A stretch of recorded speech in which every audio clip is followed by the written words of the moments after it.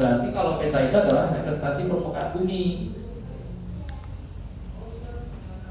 Permukaan bumi itu bulat apa bundar? Nah, gitu ya.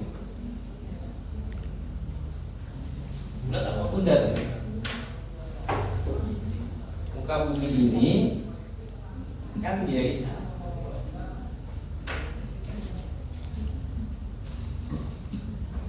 ini muka bumi ya. Ini muka bumi ya, permukaan bumi. Ini kan bentuknya bulat ya.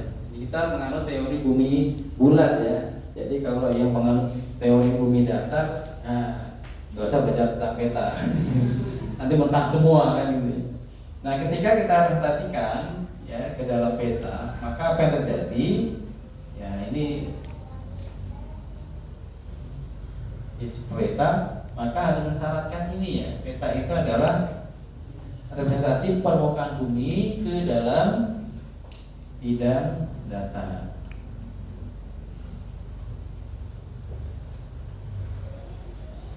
Ya. Jadi peta itu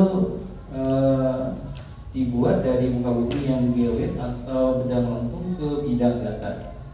Maka nanti ketika kita ingin buat peta, kita membutuhkan yang namanya ilmu proyeksi peta. Oke. Kemudian apa syarat yang lainnya? Ada proses yang namanya adalah seleksi. Jadi ada di penampakannya di seleksi.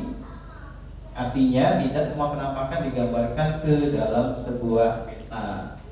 Ya, kalau digambarkan semuanya ya pasti rumit sekali.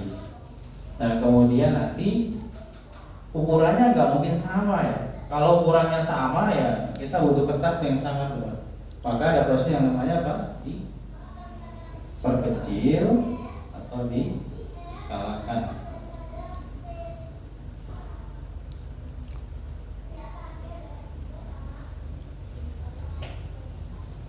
Diperkecil atau diskalakan, kemudian nanti ya pastinya kalau peta itu menggunakan proyeksi tertentu ya. Proyeksi tertentu atau proyeksi peta tertentu. Nanti ada proses juga, proses generalisasi dilakukan ketika nanti kita ingin supaya penampakan yang ada di peta tidak terlalu rumit sesuai dengan skalanya. Jadi bentuk peta itu adalah merupakan gambaran konvensional, artinya seperti yang disepakati ya, secara selektif dari permukaan bumi pada bidang datar yang diperkecil dengan menggunakan skala tertentu. Ini ada pengertian peta. Jadi suaranya nggak kedengeran. Cek. Ada suara. Cek.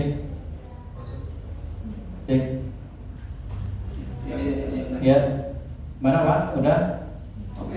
Oke. Ya. Jadi ulang lagi, pengertian peta adalah representasi permukaan bumi ke dalam bidang datar.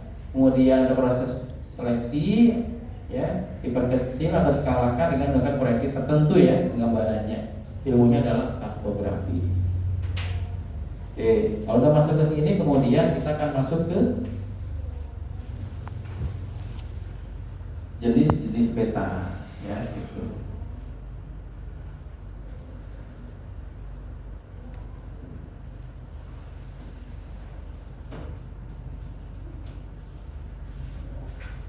Yang kedua adalah jenis-jenis peta.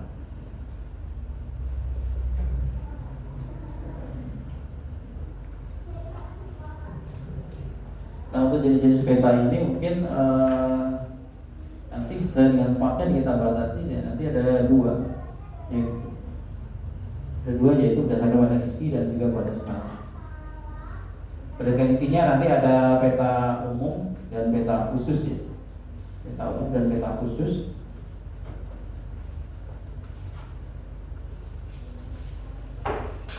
Berdasarkan isinya.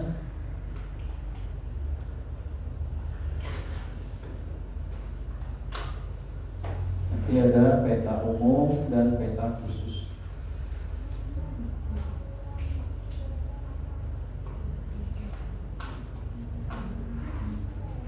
Peta umum ini adalah peta yang menggambarkan kondisi permukaan bumi ya, atau dari permukaan bumi ya, secara umum.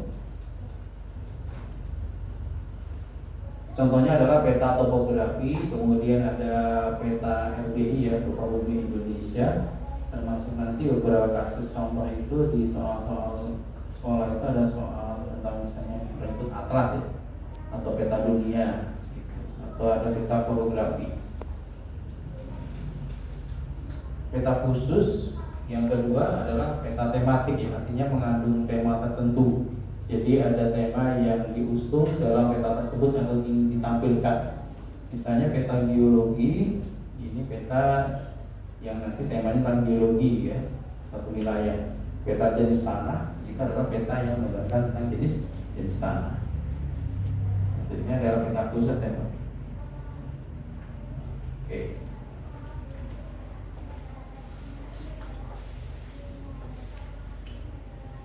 Kemudian berdasarkan skala nanti ada dari peta kadaster dan juga sampai peta geografis. Intinya dipahami ke siswa bahwasanya ketika kita menyebut skala itu skala besar, ya itu justru angkanya kecil. Jadi kalau kita menyebut peta skala besar, angkanya kecil. Kalau kita menyebut peta skala kecil itu berarti angkanya lebih besar, ya lebih besar gitu. Yang kedua berdasarkan skala.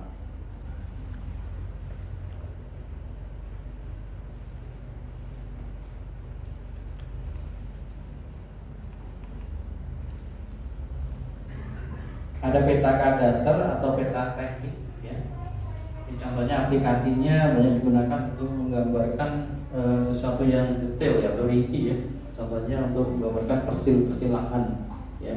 Persil lahan itu misalnya tentang kepemilikan lahan untuk survei PBB ya, pada bangunan. Nah, skalanya 1:100 sampai 1:5000.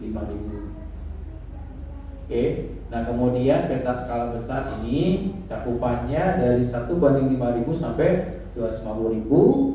Kemudian peta skala sedang ya 250.000 sampai 500.000. Kemudian skala kecil 500.000 sampai 1 juta. Kemudian peta skala geografis itu lebih kecil ya, hati-hati lebih kecil dari 1:1 juta. Ya, nanti bab tentang skala ini kita akan di bab penggunaan peta ya, cara mengukur skala. Saya percepat aja mungkin.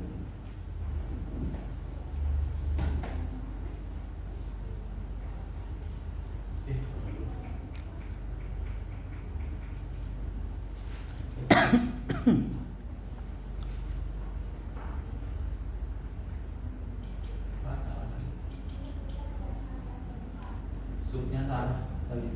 Ya, kemudian ditambahkan berdasarkan nilai ya. Datanya nanti di sini ada peta kualitatif dan kuantitatif ya.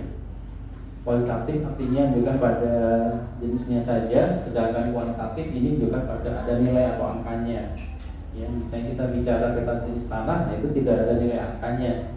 Ya, kita bicara peta geologi ya nggak ada angkanya. Tapi kalau kita bicara kuantitatif berarti ada nilainya. Peta kepadatan penduduk ya pasti ada angkanya. Sekian jiwa per kilometer persegi.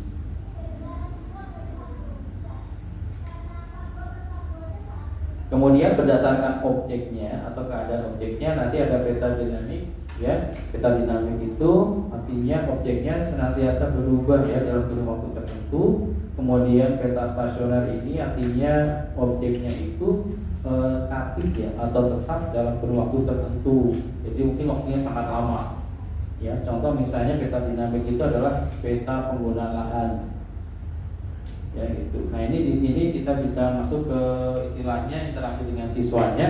Kan kita kasih contoh misalnya siswa kemudian menjawab peta penggunaan lahan itu apa?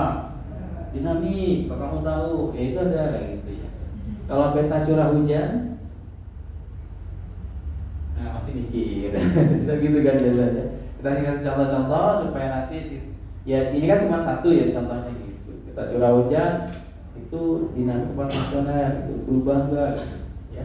Peta jenis tanah gitu. Nah kita kasih contoh seperti itu ya. Jadi untuk yang dinamik biasanya nanti udah berubah ya atau tidak sama. Kita curah hujan ya berarti curah hujan itu kan tidak sama ya. Jadi walaupun secara akumulatif mungkin hampir sama tiap tahun, mungkin secara harian atau bulanan bisa berbeda ya. Stasioner misalnya ini peta geologi ya, yang tidak berubah ya, artinya stuck. Terus, nah ini komponen-komponen peta ini termasuk kalau dilihat porsinya cukup banyak ya.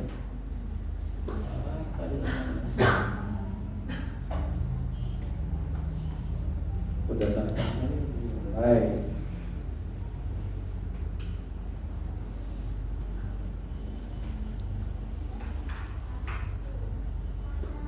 ada objek. Oke. Dan sampai juga ya pegang ini. Ayo. Eh?